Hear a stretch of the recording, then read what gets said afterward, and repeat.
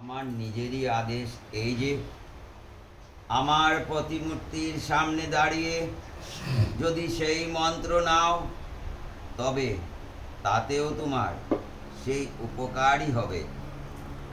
আমার প্রিয় ভক্তদের জন্য এটি আমার চিরন্তন অঙ্গীকার।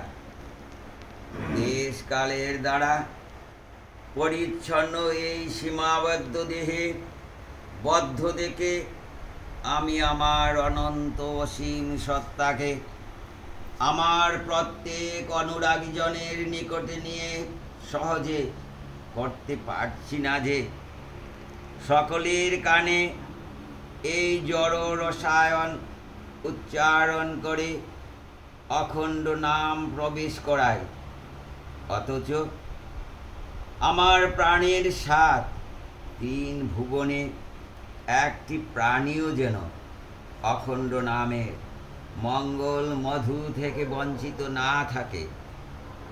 জোর